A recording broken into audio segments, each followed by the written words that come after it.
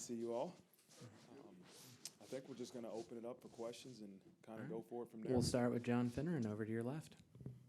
Coach, as you look at Oklahoma State in your shoes as a old defensive coordinator, take a look at, tell us what you think of Oklahoma State's defense. Okay, let's start with their offense. And you want to know about their offense first, or no, just defense? Well, no, I'm asking you about as a defense? defensive coordinator. They do a lot of different things. And what you can see is that you can't do all those different things in the first year as the defense coordinator, but when you talk about a team that is senior-led and a team that has as many returning starters as they do, you can do all those different things because for them, they've been doing the same thing for 4 years. And so it's going to be complicated. It is a very sophisticated system, but it's a system that's been built over years, and that the players know the ins and outs of it. It's not just, out there just running around and creating havoc. It's something that, to me, you can tell these kids know what they're doing.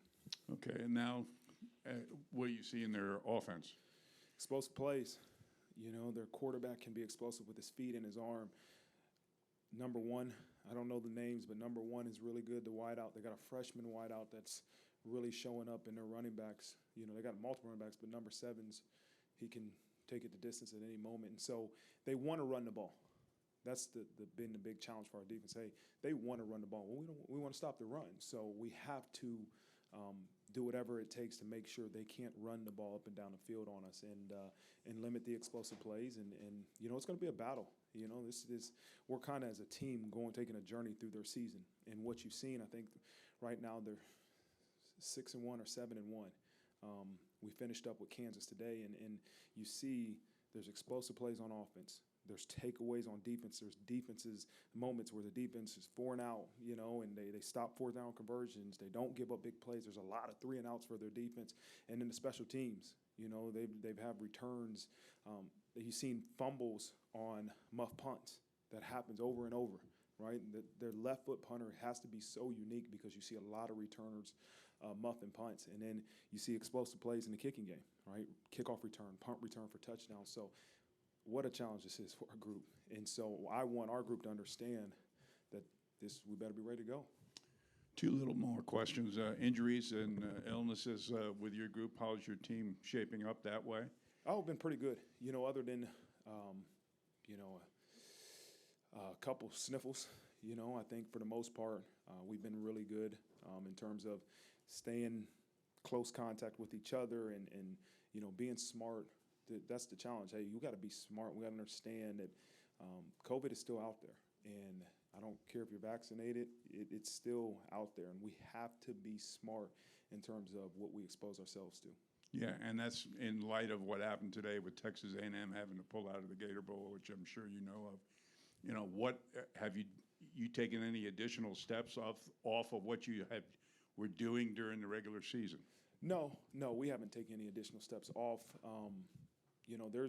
There was an option to go out 2 days before the bowl game. They called today and said, hey, you can come out 2 days before the bowl game, but we think it's smarter for us they're going to go home, come back and be together. Let's get together and let's get out there on Monday and make sure that we're in our own bubble, right, and not off at different places. And so we'll be out there on Monday, and our team is looking forward to going, and it's a reward for them, right? Yeah, we're there to win a championship, and we're there to finish as champions, but there's a reward to be able to go to Arizona from Monday to Saturday and spend some time in that warm climate. Pete Byrne is next to your right. Hey, Mark, it's Pete Byrne here. How have you found yourself being pulled in more directions in the last 2 weeks than what's been normal for you in the past? Yeah, it's like every time I want to sit down and truly focus on X and O's, there's a lot of other things you have to do, and you have to be very intentional on when it's football time and when it's everything else time. And so I've tried to make sure that, I'm intentional in when I can study the film, when I can study our practice, but also, there's things that you can't put aside. You can't put recruiting aside. You better get on the phone with these kids, and you can't put decisions aside, and these kids that, you got the portal, now you have, guys that are, hey, are we going to NFL early? And you're trying to get them all these information and, to connecting with parents there's just a list of things, right, that we can go over that I probably didn't know it included being in the head coach, but you know what? You just accomplish one thing at a time. Are you getting less sleep? I never got a lot of sleep, but the little sleep I do get now, and I'm waking up quite often thinking about things. So that's the one thing you notice. There's stuff always to do, something always on your mind. The program has a lot of momentum right now. Your hire was well received. Signing day was good. Can you put in perspective what you think a victory next week would mean for this program, kind of big picture? To me, it's the whole focus is to send this group out as champions. And that's what I said to them the first day I addressed them in the locker room, and that's what I said to them today in our team meeting. Our only focus is to finish this year as champions. And the result of that and what that does for our program will be great. But our drive and our focus and our motivation is to send this group of seniors that are playing their last game out as champions. And this is a little off topic, but I would imagine with 6 young kids that Christmas is a big day in the Freeman house. I was just wondering if you could paint a picture about what Saturday morning is going to be like at your place. Oh, I hope my wife has done a good job. And so it's funny. I come into my office yesterday at 5, and she's on her hands and knees in my office putting together Christmas gifts for the entire staff, and I didn't even think about it. I'm just like, gosh, man, she's unbelievable. But I'm for certain that Christmas will be good. It'll be hectic. I'm always the guy that says I'm the guy that walks around with a trash bag, right? Don't throw your wrapping paper everywhere, put in a trash bag. And she's always, what I mean, just enjoy this time. But it's going to be hectic, man. But we'll enjoy it. Tim Priester is next in the back. Coach, you said a veteran defensive coordinator at Oklahoma State. It's obvious that they've been doing this for a while. At what point during this season did you say, okay, I think our guys are really starting to get it and go in the right direction? Was there a game or a moment when you thought that they had really picked things up? Maybe it was this season's been so unique, right? In terms of the first 2 games, you have this plan that you did in spring, you did in fall camp, and you're like, okay, we're going to be good. And after the first 2 games, I remember being in my office not knowing, like, something's wrong. Something's wrong. We have to reevaluate, and that's where you got to lean on your staff. And I remember we kind of said, okay, let's attack third down. How do we get better at third down first? And so I leaned on our staff and said, let's come up with something better on third down. And so that was the next phase. You get to Purdue, and you kind of put in something new for Wisconsin, right? It's a completely different offense. And so you're getting better and better. And then USC, right? Then USC happens. We're playing better. And then Kyle Hamilton goes down. Okay, and then so you're saying, okay, now we got North Carolina and this air raid coming up, and so let's tweak it and do this. And after North Carolina game, I said, well, we're doing too much. We're doing too much. And so we have to simplify.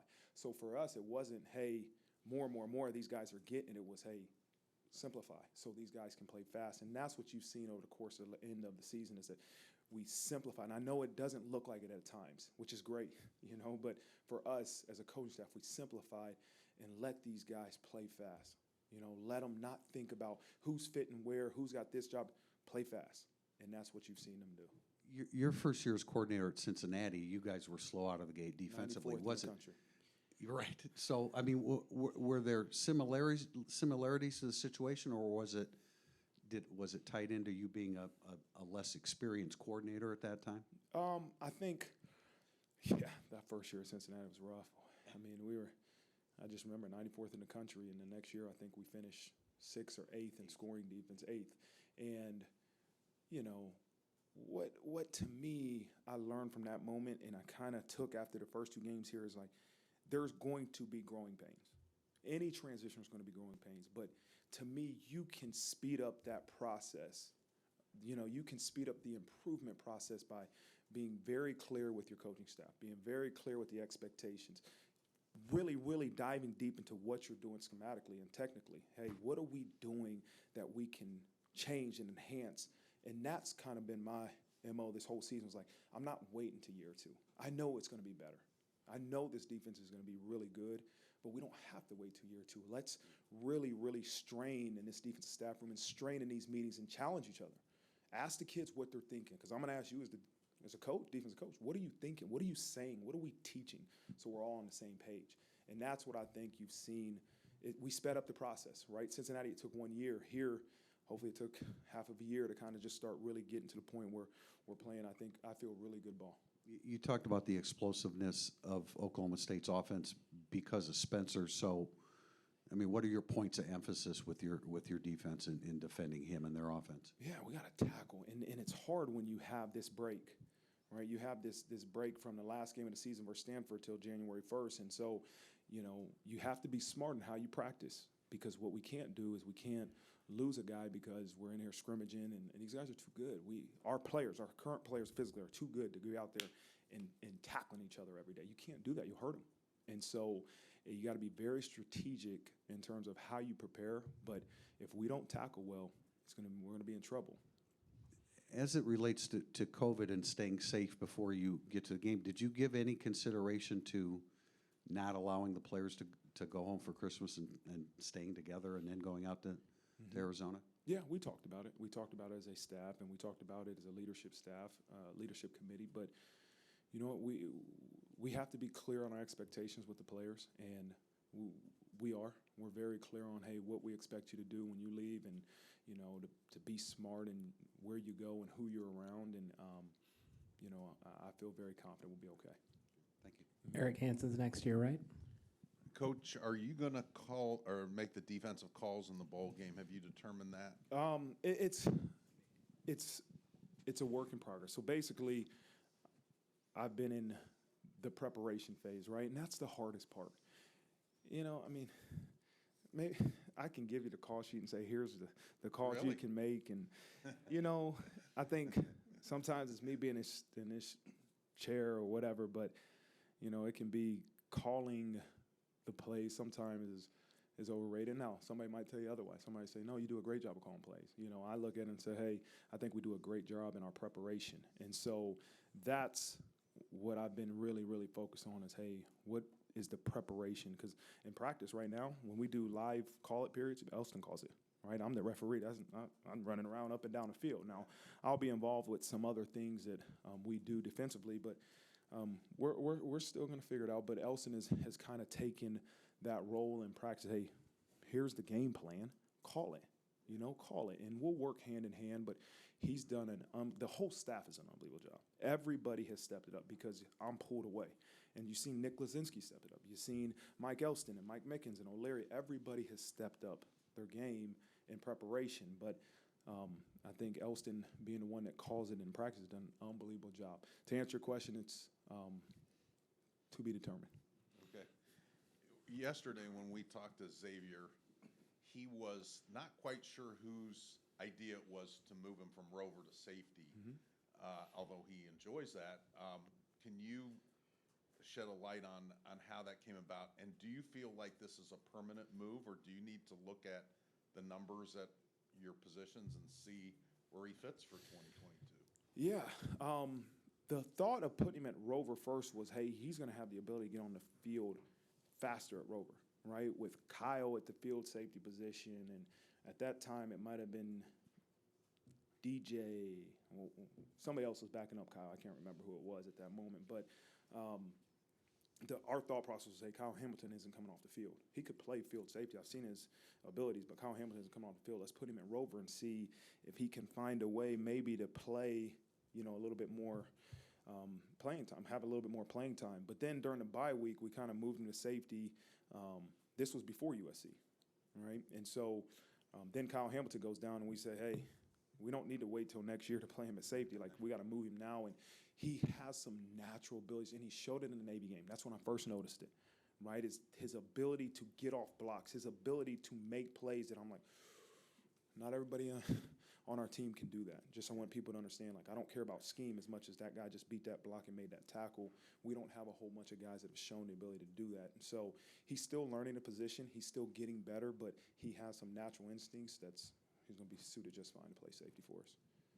Having, had to maybe test the offensive line when you were a defensive coordinator and now you're the head coach, how do you see their progress from kind of a bigger picture view? And do you think they've made progress during this time where they've not had to have a team, right in their face they were preparing for? Oh, yeah. They've done an unbelievable job of growing throughout the course of the season, right, in terms of the amount of young people you're playing to where the ability for them to run the ball now has been, and protect, right? It's been a growth, right, from the start of the season till now. But it's been great. So we've done a lot of good on good. And you have no other option but to raise your level of play when you're going against somebody good. If we're going against scout team, it's a little bit sometimes football. I make sure I'm perfect, you're perfect, let's be good. But when you go good on good, the competitive juices come out. That's why it's very intentional to make good on good, right? We've done so much of it, and we're kind of to tomorrow, maybe probably today, but tomorrow will be the last day of truly like a whole bunch of good on good. But it's definitely made them better. It's made both sides of the ball better. It's made, our entire coaching staff, our team better because, we're all natural competitors. You're going against somebody good. Well, I'm going to raise my level of play too. And so to teach them the fundamentals and to see them get better at the little things has been really, really pleasing to see. Last one from me, kind of a follow-up to the Oklahoma State kind of evolution of their defense. I know that this game is your priority, but as you kind of move the next defensive coordinator onto the front burner, how important is continuity and scheme when you're making that hire?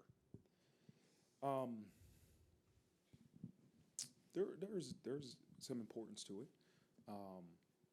The number one thing I'm looking about is the ability to fit with this staff. And that's my number one focus when I really sit down and say, okay, hey, we're going to figure out who we're hiring as the defense coordinator. How is that person going to fit with this defensive staff? Because this defensive staff isn't changing, right? These guys help me get to a point where I can be in this position. So we're going to do it together. So that person has to fit. Now, if you're asking a person to fit, I think that person also can adjust in terms of the ability to say, okay, there's only so many different ways to play defense. So many different coverages you play, so many different fronts you can play. People try to make it more complicated than what it is, but there's only so much you can do. So how about that? I just encourage, it's kind of what I did when I came here, right? I'm going to encourage whoever becomes that defense coordinator, as much as we can keep same as, that you already have, as we can change names, like as much, put it on the defensive coordinator to be able to relearn names and terminology, but don't put all that stress on the players. Let's put that on a coordinator. So that's probably one of the things that I'm going to just demand a little bit is, hey, I want you to be able to, if we can keep as much same as that they know, it's going to help them learn whatever new scheme adjustments that we have. Tim O'Malley is next in the middle. Coach, we've seen enough, I think, from Tyree when healthy and Diggs in a small sample size to know you're not completely scrambling at the position without Kyron. But what were some of the markers you look for in practice just to see, like, who are we going to trust in these situations? Mm-hmm. And following up on that, is Estime, we saw him obviously come in at the end. Does he get elevated a little, or are you looking for a little bit more of a 1-2 punch in this No, game? I think you'll see Osric in there. The number one thing I told Tommy that I'm looking for is just ball security. And I know that's coaches talk, but no, it's important, right? The ability to hand the ball to the official after every play. And that's something we've been harping on. And we've done a really, really, really good job at that in making sure we take care of the football. And whoever's that running back is, he takes care of the ball. We do not turn the ball over. And so all three of those guys, I would venture to say you're going to see them all. And I'm confident whoever's in the backfield is going to be productive for us. Did you start seeing the real Tyree, I guess, maybe midway through November, where when you're technically back from turf toe, you're not really back as a speed running back like he is? Yeah, I hadn't seen much of the offense. I really don't. I mean, during the games as a defense coordinator, right, when the defense on the sideline, I'm with the defense. And I just listen and hear, either get the punt ready or touchdown, something great happened, And so for me, it's been really this bowl prep is where I've seen the most out of Chris. And I've seen stuff from last year. I've seen plays from last year and the plays that I saw in fall camp, but he's done a great job. He's an explosive player now. He can take the ball 90 yards like that, and so it's going to be exciting to see him when the Bullets are live. Is Flemister available? I know he had a rib injury at the end of the season. He will not be available. Pete Sims is next in the front. Kind of building off, like, during the season, you're not paying attention to the offense a lot. You're familiar with Tyler Buckner, at least somewhat. Yeah. But over the last 3 weeks, that familiar is totally different. So what are you looking to see from him? What are you learning about him? Mm-hmm. I guess, what have you needed to see from him? I mean, I can't wait to grow in this head coach position and spend more time with Tommy and learn more of the things that he's teaching the quarterbacks and hearing those things. What I see is a dude that can throw the ball. That dude, he has a great release, and he can put the ball in places that I haven't seen many people do. And then obviously we know he can escape, right? He has the ability to extend plays with his legs. But you watch a freshman just grow. The decision making, that's the most part, right? I listen for that. When I hear Tommy talking to Tyler or Tommy talking to any of the quarterbacks, I just listen for, hey, is it a physical thing or is it a decision-making thing, you know? And so you just want to continue to see that growth in the decision-making, but he's a talent. He's a real talent. Just kind of building on Eric's question about staff, like after the bowl game, how quickly do you want to have Notre Dame coaching staff 2022 settled? Is this like a party of one decision, or I mean, do you rely on the other coaches? Do you talk to Jack Swarbrick? Like, how do you sort of evaluate, okay, what's the move I should make? Yeah, every decision I make is a collective group. You know, I'm going to lean on the staff. I'm going to lean on the people around me, and that's how I've always been, you know, and I don't have every answer. But I think at some point you got to make a decision, right? But the ability to take some people's advice and opinions that are really, really intelligent people, that's something that I've always done and I'll continue to do. I want it to happen fast. I want it to as fast as we can, but I'm not going to, you know, take away from the right fit for time, right? And so that's the one thing I know is that however long it takes to make the right guy, whoever the right guy is, however long that takes, I'm going to take it, you know, but the sooner the better. And then managing the roster with the portal, you know, BK has talked a lot about, you know, grad transfers, not easy to do, but a little more straightforward than undergrad. Have you sort of tried to dive into that yet about, okay, can Notre Dame get into the undergrad transfer portal market? Yeah, we've talked about it. We are always I told the players, like, we're all on the same page. We're always looking to enhance our team. We're always looking to find a better way, right? That's a challenge everything.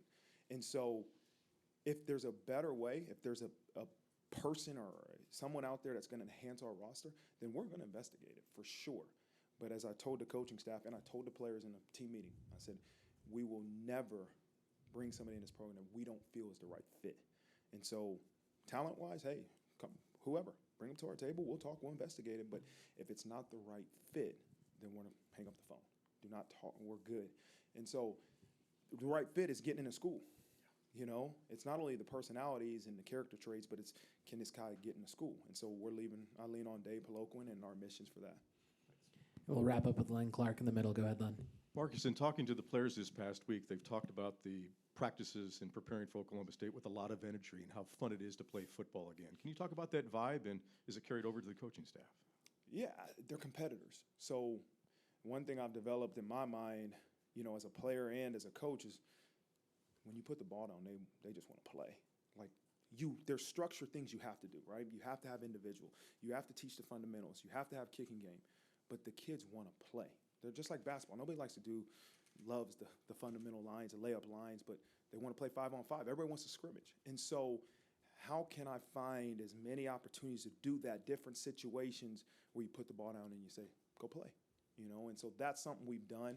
I think they love it because they're competitors. Now, I mean, we got more coaches complaining about where I spot the ball and, hey, is it a first down? It's a sack. And, I mean, that's the part I'm like, okay, you know what I mean? But the players love it. They love it. The coaches love it. They're all competitors. And that's the beauty of a team, man. And we're all competitors, but at the end of the day, we walk out of this building, we're all together. And so it's been a lot of fun for them, and it's hopefully been a lot of fun for them, but it's been a lot of fun for me, too. Merry Christmas. Thank you, you too. Thanks, Coach. That's all the time we have. All right.